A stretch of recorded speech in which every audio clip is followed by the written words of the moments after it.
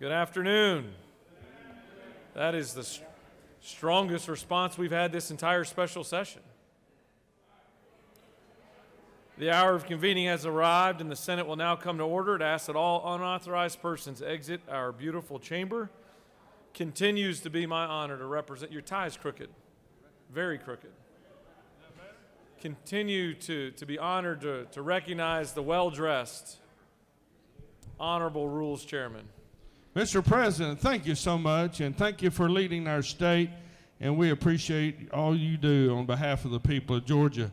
A moment in history, the senator from the 1st told me it was National Rural Health Day, so we want to commend all the work that we do in this chamber for health care.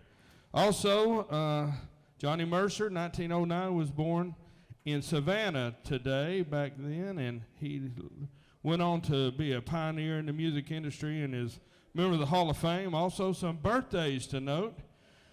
Atlanta and born at Georgia Baptist, 1944, Daphne Stevens, along with two more twins, a Democrat, Missy Moore, and Republican, Angelique Moore, and also Terry Lindell. And it's just birthday all over the place.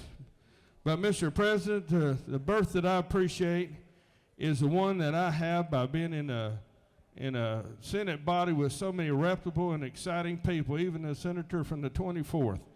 The journal's been read and found to be correct, Mr. President. You outdid yourself today. That was probably your best performance so far. Very informative. Thank you. Is there objection to dispensing with the reading of the journal? The chair hears none, and the reading of the journal is dispensed with. Is there objection to the confirmation of the journal? The chair hears none, and the journal is confirmed. All senators who have bills and resolutions, please bring them to the Secretary's desk at this time. The Secretary will now read reports of standing committees.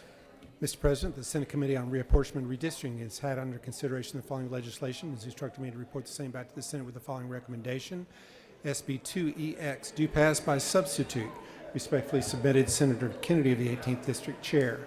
Mr. Secretary, pursuant to Senate Rule 2-1.6, I hereby give notice that I will introduce a minority report to be read along with the majority report of Senate Bill 2EX, submitted by Senator Gloria Butler, District 55. That completes the order. Ms. Secretary, will you please read bills and resolutions for the second time? Senate Bill 2EX by Senator Kennedy of the 18th and others, Georgia Congressional Redistricting Act, enact. That completes the order.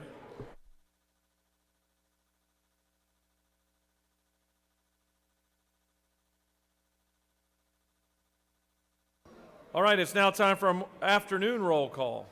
Are there any motions to excuse? Any motion? There we go. Recognize the senator from the 33rd.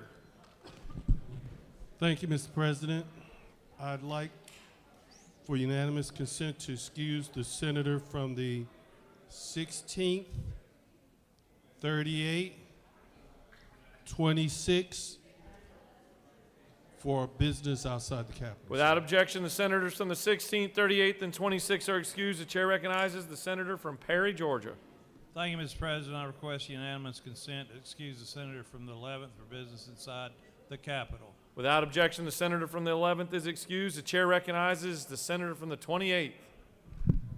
Mr. President, I ask for unanimous consent to excuse the senator from the 25th for business outside the Capitol. Without objection, the senator from the 25th is excused. The chair recognizes the pro tem. Mr. President, I ask unanimous consent to excuse the senator from the 3rd if she has not already been requested. Thank you. Without objection, the senator from the 3rd is excused. The chair recognizes the majority whip. Permission to excuse the senator from the 14th, please. Without objection, the senator from the 14th is excused. Chair recognizes the senator from the 48th. She waves. Any other additional motions to excuse? The chair sees none. The secretary will call the roll. Senators, signify your presence by voting the yea switch. The secretary will unlock the machine.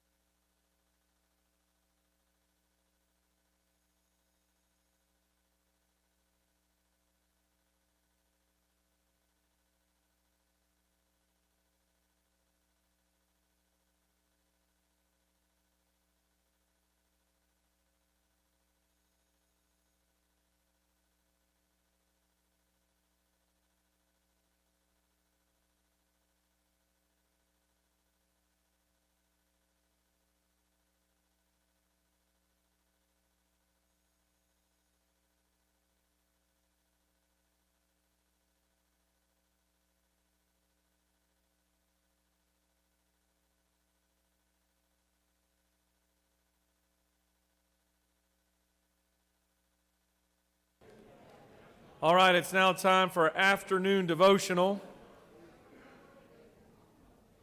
I'd ask that all senators take your seats, cease all audible conversations, and ask that our doorkeepers secure the chamber at this time. I'd like to recognize the senator from the 28th to lead us in our Pledge of Allegiance and to introduce to us our chaplain of the day. Please join me in honoring our nation's flag. I pledge allegiance to the flag of the United States of America and to the republic for which it stands, one nation, under God, indivisible, with liberty and justice for all. And now our state's flag. I pledge allegiance to the Georgia flag, the principles for which it stands, wisdom, justice, moderation, courage.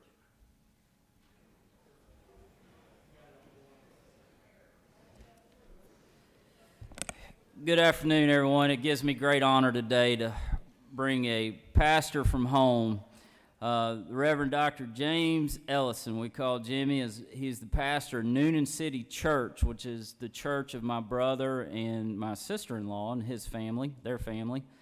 This church was founded in January of 2017 and is part of the Free Methodist Church denomination. Pastor Ellison also serves as CEO of Restoration ATL. This is an urban ministry he founded in 2013, which provides spiritual programming for women and children that are transitioning out of homelessness in Atlanta. And they've served over 3,000 women and children in some of the most prominent homeless shelters around Atlanta, such as the City of Refuge, the Atlanta Mission, and Solomon's Temple. Pastor Ellison holds an Associate of Arts degree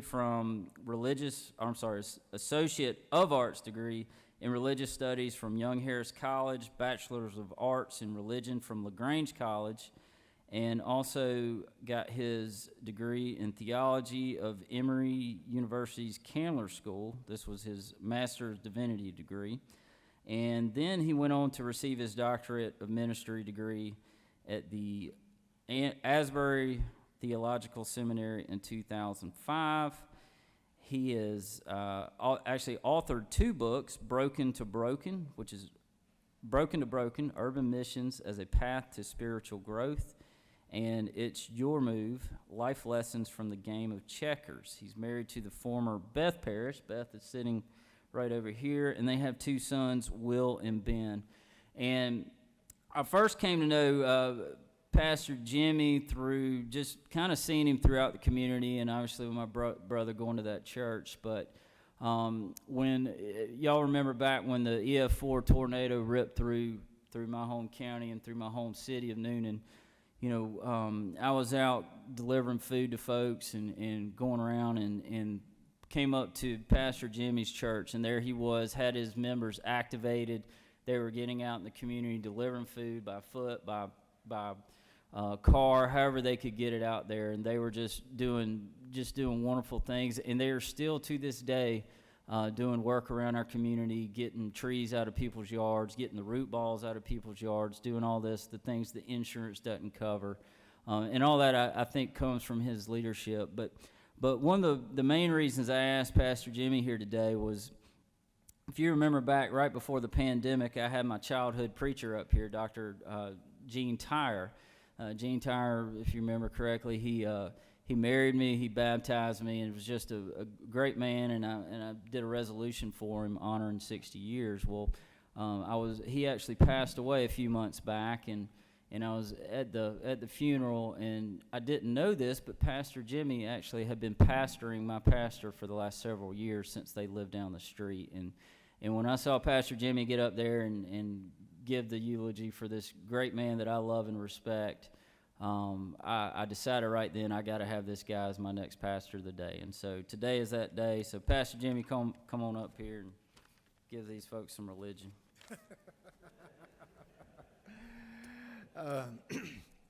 Friends, I bring you greetings from the Southeast Region Conference of the Free Methodist Church, from our Bishop Keith Cowart, our Superintendent, the Reverend Mike McAvoy, and the wonderful people of the Noonan City Church located in the heart of downtown Noonan.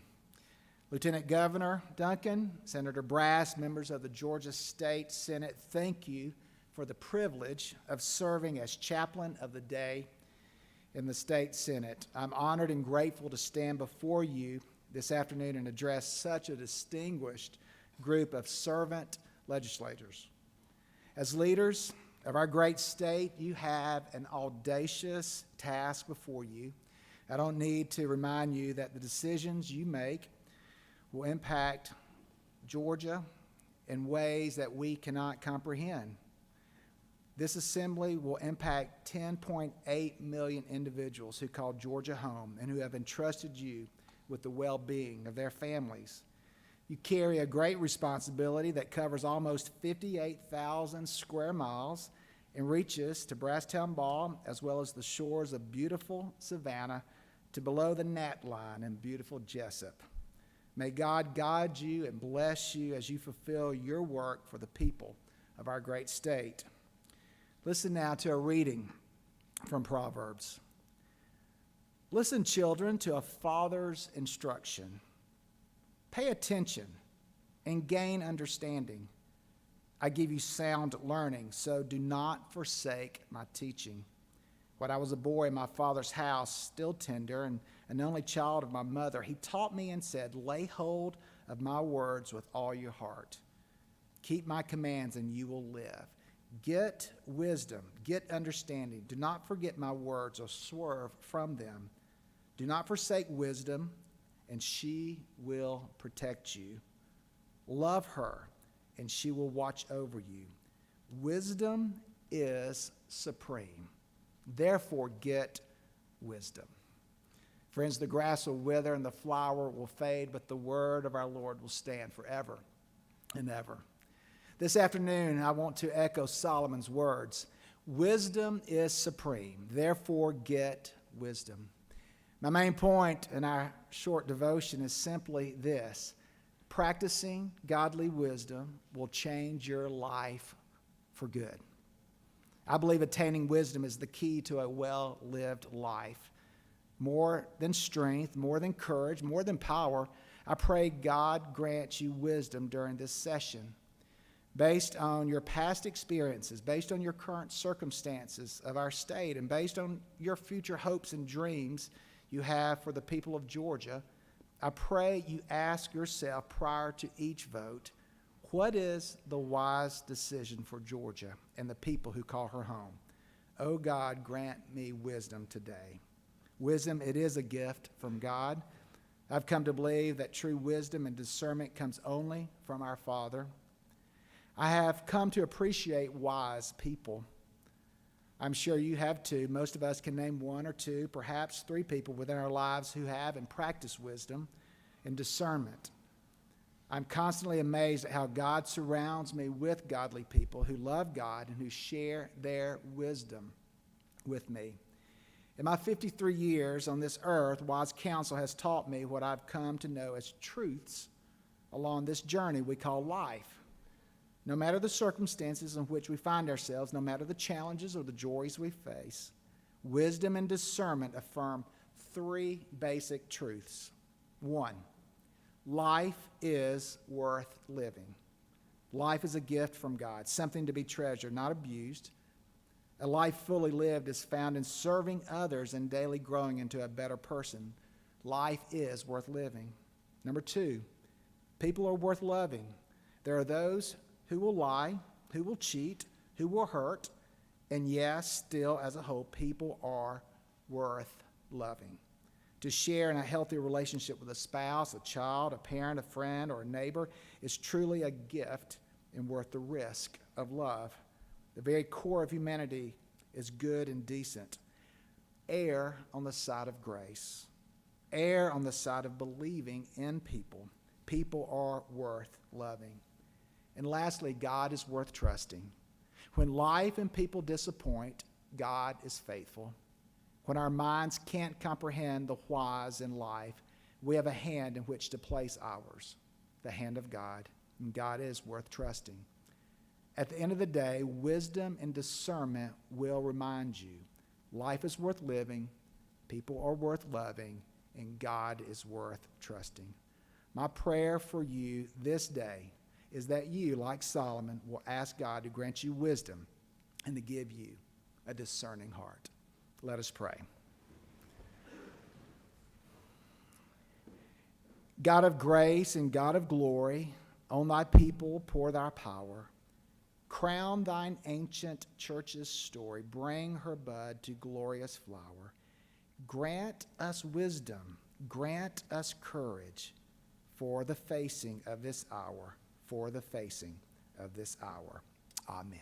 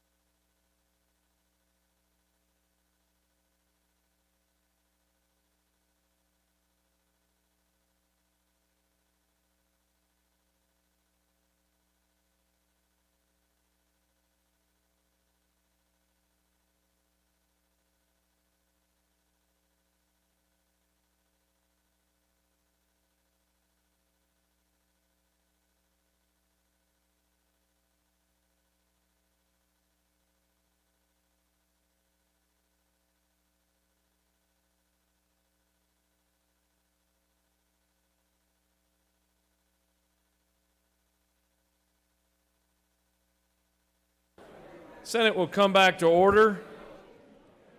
Are there any unanimous consents? The chair sees none. Does any senator wish to rise on a point of personal privilege? A lot. Chair recognizes the senator from the 2nd for a point of personal privilege.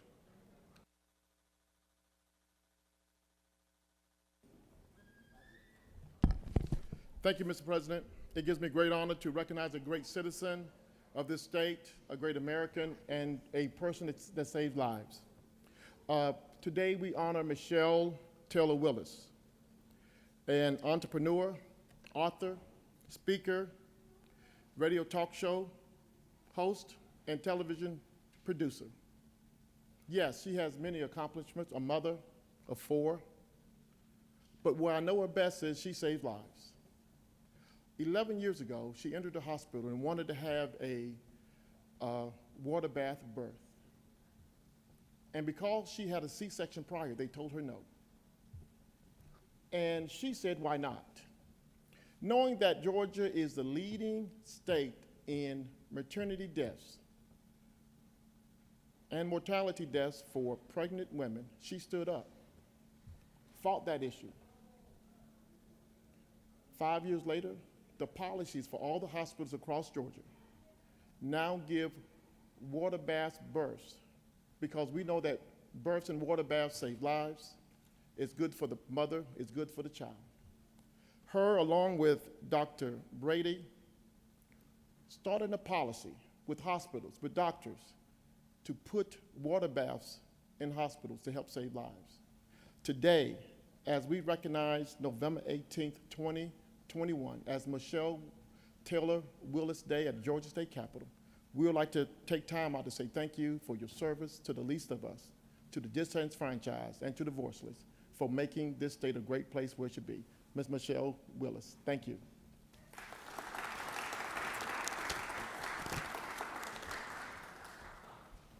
Chair recognizes the senator from the 4th.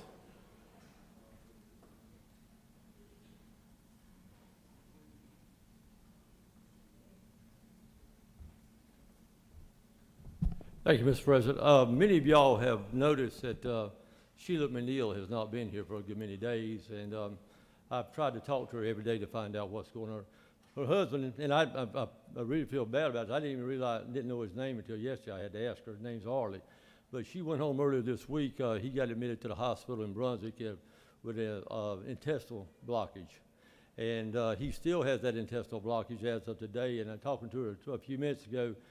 They have now postponed the surgery until Monday, but don't see any signs of anything happening until he has surgery. So if y'all would, we could please rise for a moment of silence for Sheila and Arlie, please. Thank you.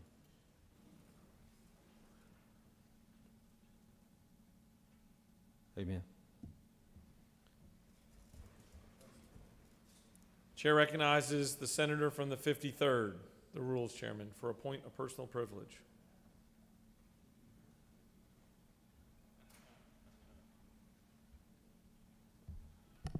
Thank you, Mr. President. I want to talk about the day we had yesterday. Oh, first off, let me start by saying, in honor of Josh McCoon, I come back to the well. Yesterday was Native American Day in Liberty Plaza.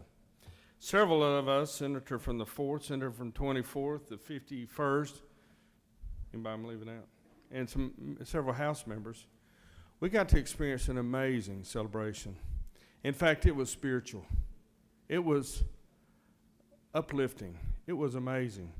When we, in fact, one part when we gave the resolution to the Cherokee chief, he walks up and 2 red-tailed hawks fly above the Twin Towers over Liberty Plaza and circles, comes by the Capitol and circles again very quietly and amazingly.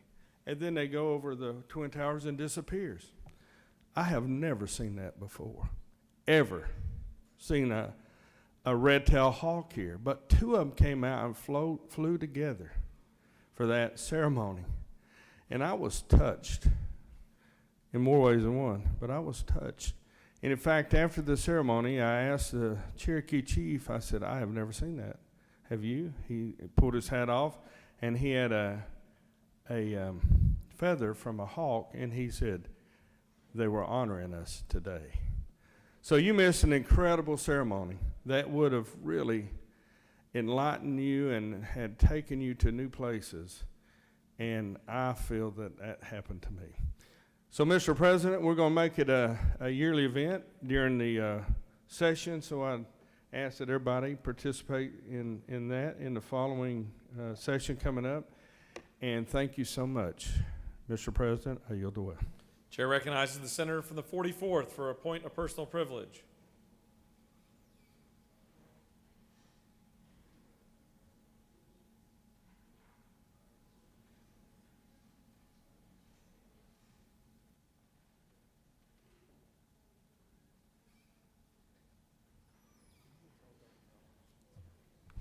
Thank you very much, Mr. President.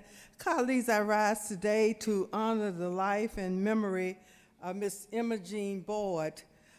Miss Boyd died earlier this year. She was born on November the 6th, 1947. She was a cherished member of the East Lake YMCA and a member of First Baptist Church of Gresham Road in Atlanta.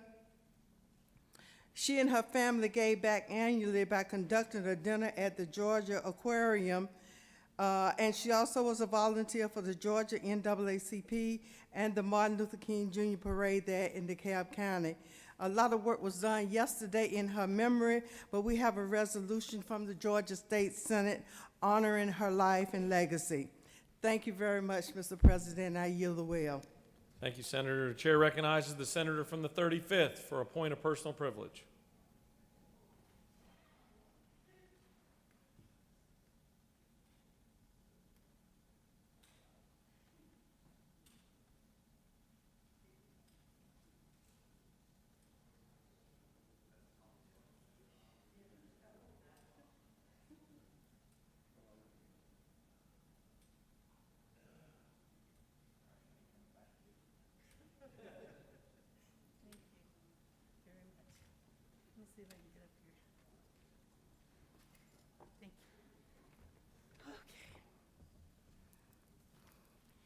Thank you, Mr. President, and thank you all for allowing the Committee on the Interstate Corporation to hold its 4 hearings this year on the American Rescue Plan Act, ARPA, of 2021.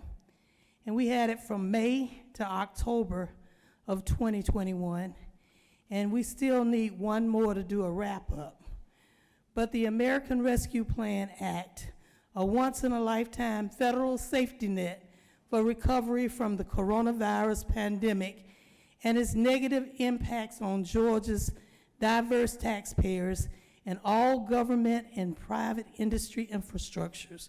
The 4 hearings provided a well-networked and reliable official statewide sounding board, related social media platforms from the chambers of commerce from all over 159 counties, elected county and city officials, faith-based and educational, healthcare and mental health professionals, youth and recreation, and lost learning full circle to hear, to mitigate and record both statewide taxpayer and neighboring states of the southern region. The struggle, as well as best practices for dealing with the unprecedented health, economic, and institutional service delivery crisis. Now, Government Kemp's 3 committees were established after our 2nd hearing, and it was for the purpose of proposed reviews related to broadband infrastructure and water and sewer. Also, it included our committee members, some of them, on the Interstate Corporation, our vice chair, and some of our other leadership. So this organizational development will provide these new committees to input on the hearing experiences. I'm sure that they will also be a significant resource for the response to the needs of these areas as a federal funding is allocated. It's been our task to impart information regarding this once-in-a-lifetime federal safety net for the negative impact of the deadly coronavirus. We're moving forward to provide insights from the Committee on Interstate Corporation hearing in the continued statewide oversight process. It's my strong belief that there must be an effective outreach, navigation, information protocols, and evaluations related to the federal allocations beyond the auspices of the targeted areas of the appointed committees. Navigators to answer title-funded programs, questions to answer taxpayers about Georgia and the use of these federal dollars. So historically disenfranchised communities of businesses, churches, institutions, et cetera, have been placed in operation. And the last 2 years and no longer they are registered. And so with underserved means to support for projects in their respective communities, fully enabled to address the need, recovery of loss, and limited access from COVID-19, which broaden the inequitable. There's a need to continue this advisory council, even if it is not under the Interstate Corporation, for networking assistance and outreach, because hundreds of people from all 159 counties attended these meetings. And to this end, the resounding void realized through the hearings, state tours, the community forums, and board presentations across the state remain as of today, that the state of Georgia, like all other states in the USA, must be ever mindful of the mandate in President Biden's executive order number 13985 of that H.R. 1319 that established the ARPA. So fiscal recovery of COVID-19, aptly titled Advanced Racial Equality and Support for Underserved Communities by the federal government. So we ask that we concentrate on this money that's our tax dollars that is available, and it ended for people to put applications in on, I'm wrapping up, I'm in slow motion, but we want to see if they will extend that or have a second tier, because it's already ended and the money does not stop until December 31st of 2024. Thank you, Mr. President, and thank you for listening, everyone. This is your dollars. Chair recognizes the Appropriations Chairman for a point of personal privilege.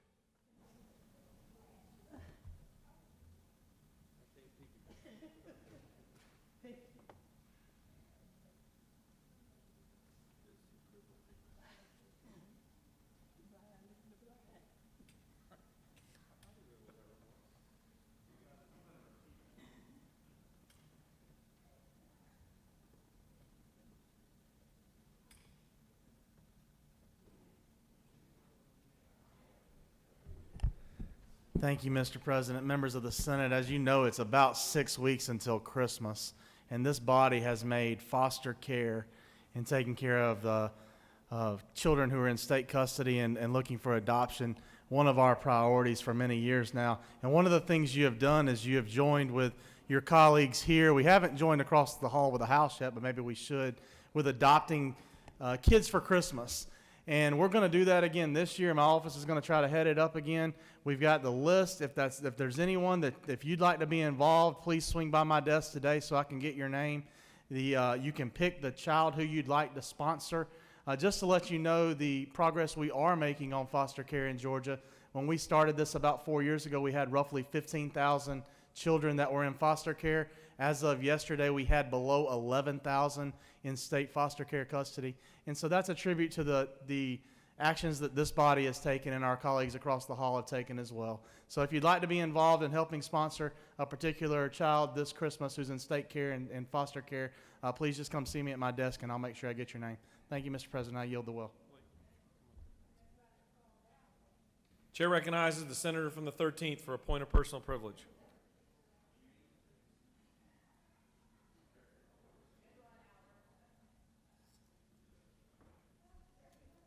Thank you, Mr. President. Colleagues, I rise today to tell you, some things we do in life we may not get right. Some things we do in life we may get wrong. And we usually have to, look back at ourselves and say, how can we better ourselves? Well, I did something right in my life. I have a great privilege to introduce you to my daughter, Jade, here with us today. Jade's here, and she's here to talk to lobbyists about possibly lobbying here next year in the Capitol. So I just wanted you all to meet Jade, know she's here, and I'm very proud of her. I did something right. Yield the will, Mr. President. Thank you.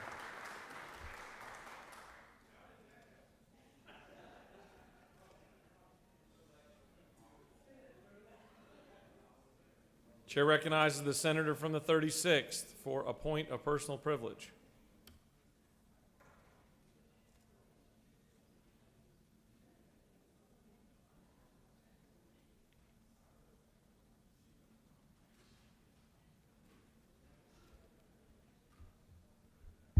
Thank you, Mr. President. Colleagues, I rise to bring to your attention recent news about Georgia's utilization of the Emergency Rental Assistance Program, federal program to assist tenants and landlords who are suffering setbacks as a result of the COVID pandemic. Some of you may have seen some articles that appeared recently. We have ways to go here in Georgia to move our money out into our communities and into the hands of those who are qualified and eligible. It's been said, based on the numbers, that Georgia's 43rd in the country of the states moving their money from the feds out into the communities. And we've got a huge state, 11 million people and growing, 159 counties, great needs all across our state, great needs in each of our districts. And the Department of Community Affairs is responsible, is charged with administering the program to distribute the funds. So given that we have only spent 9% of the initial $552 million from this program, we're not meeting the threshold set by the U.S. Treasury Department. A plan was due this week, Monday I believe it was, for states that are behind to submit proposals for how they're going to address this and how they're going to move the money out into the communities. And I've certainly not seen that plan. I have to get with the commissioner. They did a briefing the other day, a half-hour briefing on what was going on. And Georgia has been shifting and changing its, seeking to expand the people who are recipients of this potentially by streamlining more of the application process. That is a good thing, and the proposal that there was due to the Treasury Department this week from all the states that are behind, we're not alone in that, lays out plans and ways that they're going to move to address it. And of course, we don't want to see a situation where we have to send back money to the federal government because we didn't move it out in our programs. We have high needs. We're one of the states that has a high number of rental constituents, and that's why we are getting special attention on this. So we need, I would just advise all of us going home, stay in touch with the department, see what the status is in your county. Now, Henry County has moved out 100% of their funds. Fulton County has moved out 100% of their funds. Yes, Henry County, it's Senator from the 17th. And City of Atlanta has moved the funds with due speed and is, I think, 90%. So it can be done. And we all know the bureaucracy that exists to do things in our counties and at the state level. And just coming together with the desire and the will to put a plan together that gets this money into our communities is the smart thing for all of us to be doing, working with the Department of Community Affairs and and learning ourselves. There's a chart how each county is doing, how each political subdivision is doing in this regard. And we all know that we have landlords who depend upon their rent. And when the rent is not coming in, they are left in the hole. Our local economies are left in the hole. And certainly the people who are facing evictions are in a bad spot. We don't want to see an explosion of evictions across our state. None of us want that for our constituents and in our communities. And the real take-home message for all of us is that when these federal dollars flow through and get into our communities, that money is then put to good use for our economy. That's in the interest of the state's economy, of each of our local economies. And so I urge all of us to seek information, understand what you can do and I can do in our particular counties and cities to be an assistance to this, to spread the word, and to support the Department of Community Affairs, who have already come up with some ways to make the program more available and accessible. Plenty of detail, but I just urge us to go home with that being on your to-do list and working with the department to see that we don't have to send money back to Washington that should be in our local economies and should be providing relief to our landlords and our tenants. Thank you so much for your attention. You have a consent calendar of privileged resolutions before you. Does any senator wish to remove a resolution from the consent calendar? Is there objection or adoption of the resolutions on the consent calendar? The chair hears none, and the resolutions are adopted.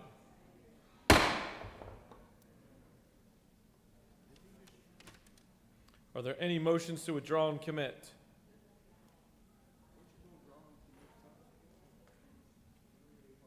For what purpose does the senator from the 54th rise? Yes, Mr. President, I rise to excuse the senator from the 52nd. Without objection, the senator from the 52nd is excused. Are there any motions to withdraw and commit? The chair sees none. The chair recognizes the majority leader for a motion. Thank you, Mr. President. I ask for unanimous consent that House Bill 7EX and House Resolution 3EX be engrossed. Ms. Secretary, will you read both captions, please?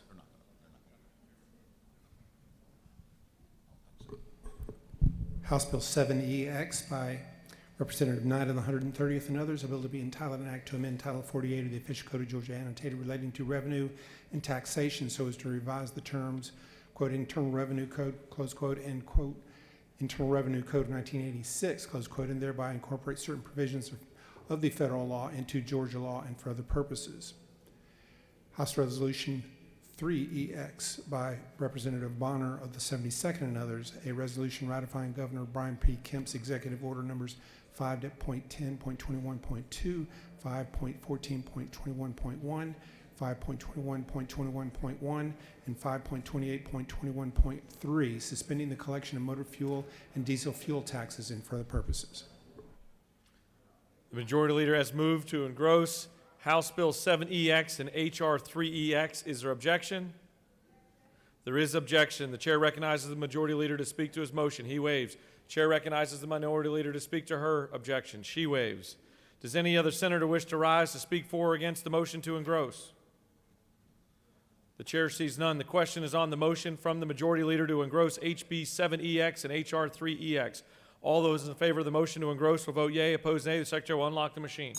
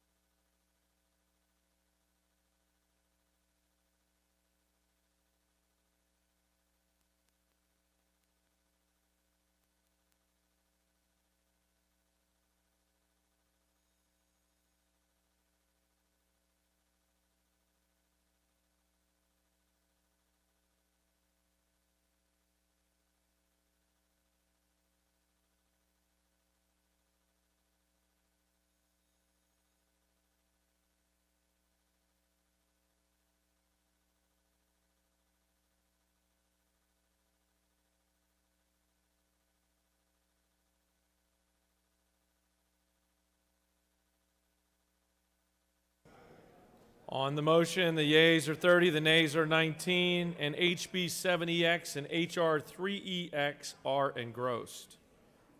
We're now going to move on to the rules calendar. Mr. Secretary, can you please read the caption of House Bill 7EX? House Bill 7EX by Representative Knight of the 130th and others, a bill to be entitled an act to amend Title 48 of the Fish Code of Georgia annotated relating to revenue and taxation so as to revise the terms, quote, Internal Revenue Code, close quote, and, quote, Internal Revenue Code of 1986, close quote, and thereby incorporate certain provisions of the federal law into Georgia law and for other purposes. The Senate Committee on Finance recommends this bill do pass. Senator Huffstiller of the 52nd District, Chair. Chair recognizes the senator from the 4th to present the measure.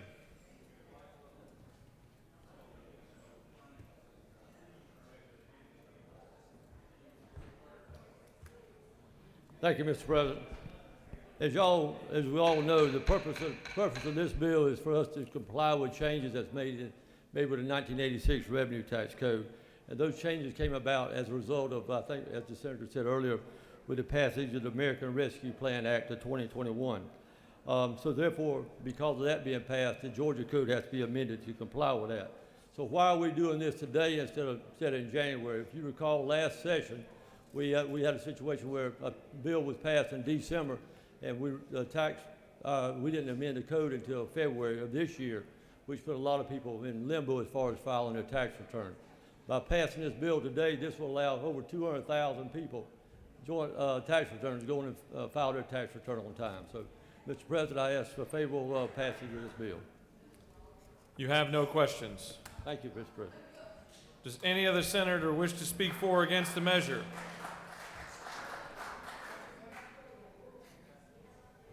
The chair sees none. Is there objection to agreeing to the report of the committee which is favorable to the passage of the bill? The chair hears none. The report of the committee is agreed to. Is there objection to the main question being ordered? The chair hears none and the main question is ordered. Questions on the passage of the bill. All those in favor vote yea. Opposed nay. The secretary will unlock the machine. Apparently they were happy with your presentation.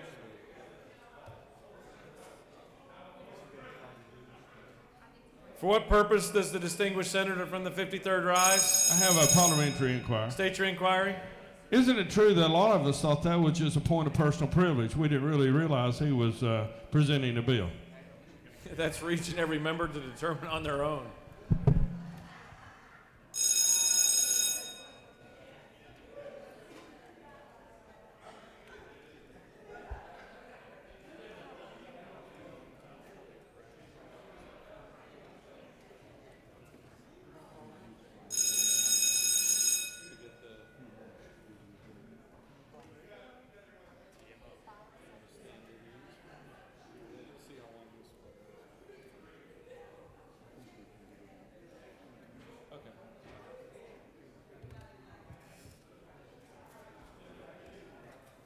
On the passage of the bill, the yeas are 49, the nays are 0. This bill, having received the requisite constitutional majority, is therefore passed. I'm confused as to the excitement, but we'll ask later. I think I have an idea.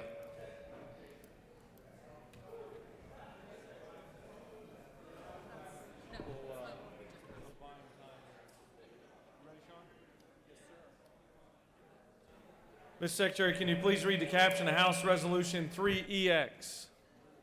House Resolution 3EX by Representative Bonner of the 72nd and others, a resolution ratifying Governor Brian P. Kemp's executive order numbers 5.10.21.2, 5.14.21.1, 5.21.21.1, and 5.28.21.3, suspending the collection of motor fuel and diesel fuel taxes and for other purposes.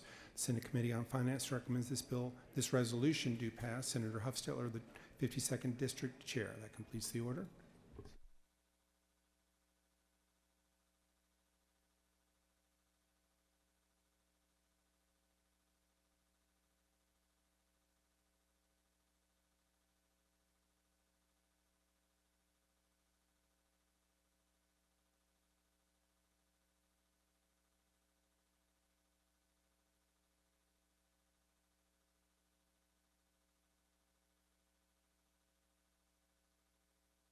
Chair recognizes the senator from the 45th to present the measure.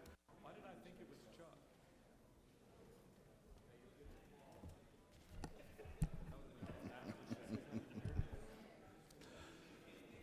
Thank you, Mr. President, for the opportunity to present House Resolution 3EX.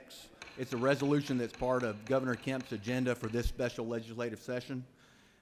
This resolution ratifies what we voted on in this chamber last week. The language has not changed.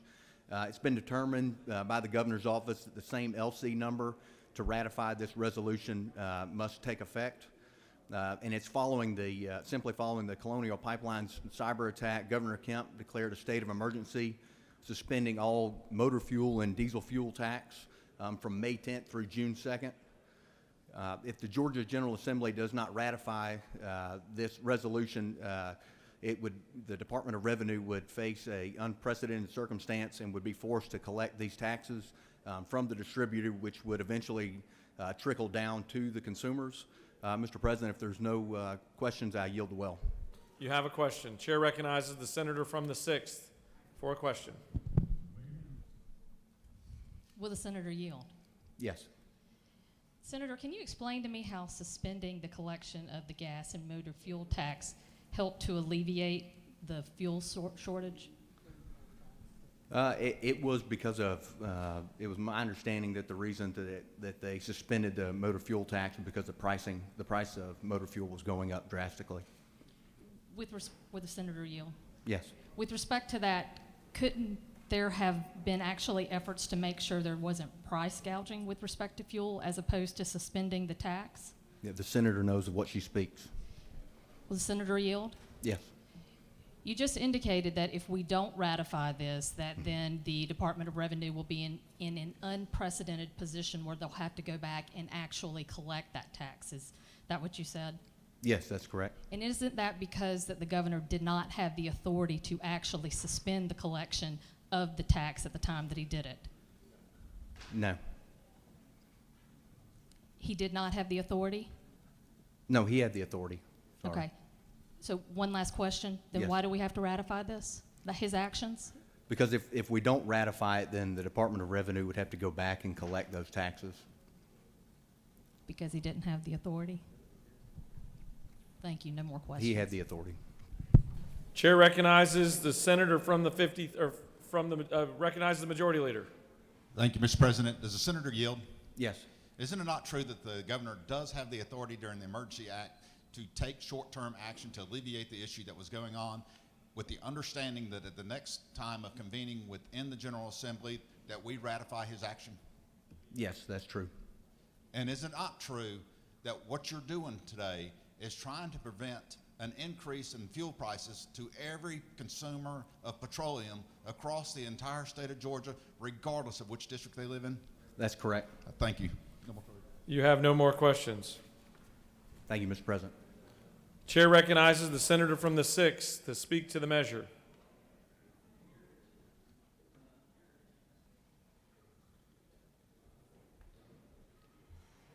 Thank you, Mr. President. So just for clarification's sake, this specifically comes under 38-3-5551, and specifically with respect to emergency states of emergency, the governor's power is much smaller, let's just say that, in terms of what he can do, and it's laid out very specifically. So unlike other kind of broader powers of emergency that the governor has, in particular with an emergency power, he really doesn't have the power to do that. That's why we're here to ratify it. That's it. I just think that this body, especially after coming out of the pandemic, just needs to be a lot more careful in terms of delegating its power to the executive. Thank you. You have no questions.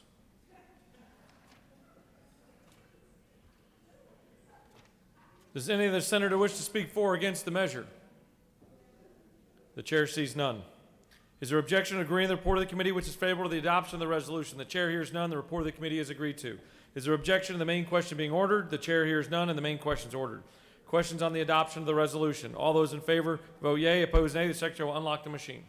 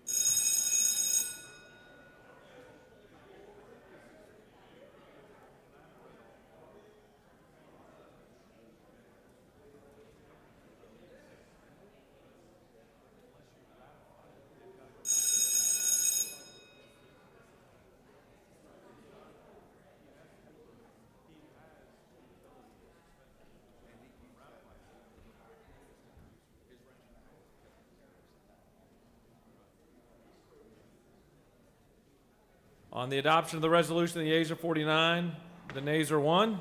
This resolution, having received the requisite constitutional majority, is therefore adopted.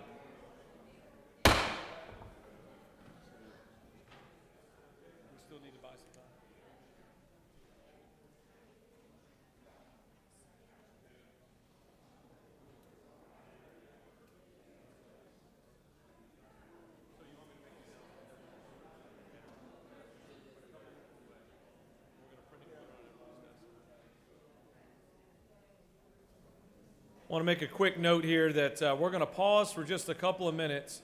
We're actually printing the adjournment resolution, the revised adjournment resolution, and we're going to put it on all of your desks. We expect it's already completed. We're just getting the printers fired up, and it should be on everyone's desk shortly. So we're just going to stand at ease just for a moment, and then we'll come back to order.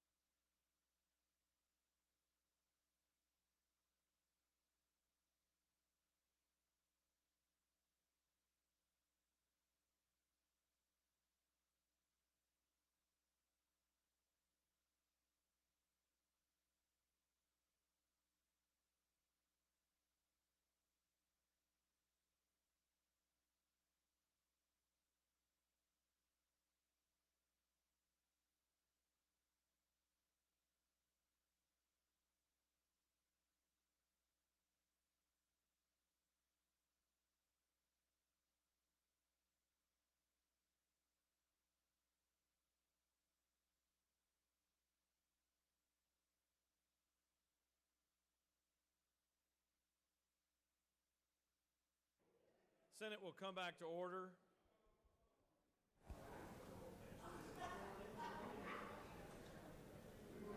Senate will come back to order, or come back from being at ease.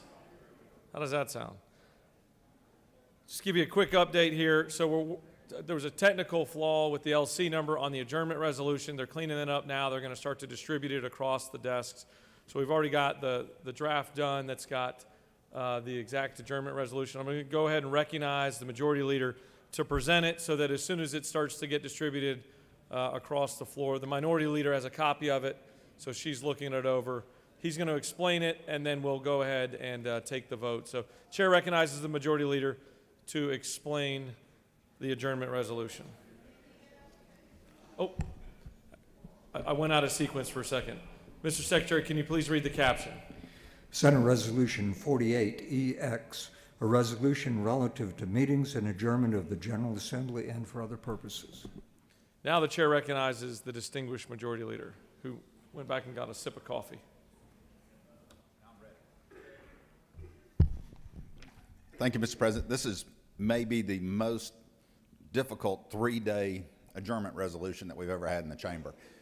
What we're doing, if you remember when we did the calendar to start with, we had during Monday through Friday. I know that y'all already know this, but I'm trying to stretch this out a little bit so the bill can get here to y'all. So when I was 12, just for a point of reference, they're handing it out now. So can you go up to where you were 60? Okay, 16. 60. Oh, I'm not there yet. So what you're getting in here is that we're going to be in tomorrow. You already knew that. That was part of the original resolution. But the original resolution did not account for any weekend days. The House will be in on Saturday. So it adds that Saturday for them so they can be in. And then on Monday, it allows for the President of the Senate and the Speaker to adjourn at a time determined, sine die, or we can have all y'all come in and vote for sine die on Monday. So I would prefer not to. That is the first time you've said no on 1-0. So I ask y'all to support this. All you're doing is saying we're going to adjourn on Monday, but tomorrow would be this chamber's last day because of the sequencing of 2 days last week. Any questions? You have no questions. I yield the well. Does any other senator wish to speak for or against the measure? The chair sees none.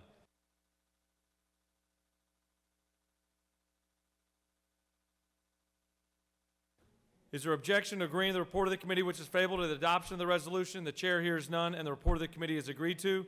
Is there objection to the main question being ordered? The chair hears none, and the main question is ordered. The question's on the adoption of the resolution. All those in favor vote yea. Opposed, nay. The secretary will unlock the machine.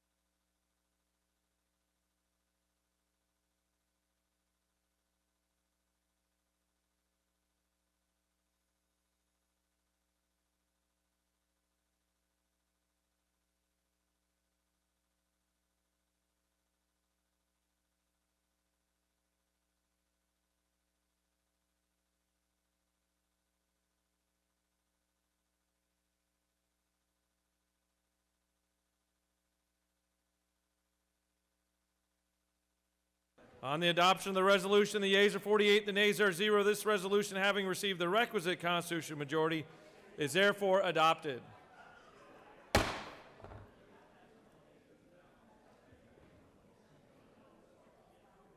The chair recognizes the majority leader. Thank you, Mr. President. I move that the Senate stand adjourned until 10 a.m. on Friday, 19 November 2021, pursuant to House Resolution 2EX. Mr. Secretary, do you have any announcements? The Rules Committee will meet upon adjournment in 450 of the Capitol. Just to highlight that, the Rules Committee will meet after adjournment. Any senators wish to make an announcement?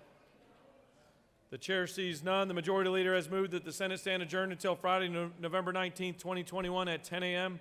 All those in favor of the motion signify by saying aye. No. Opposed, no. No. The ayes have it, and the Senate stands adjourned.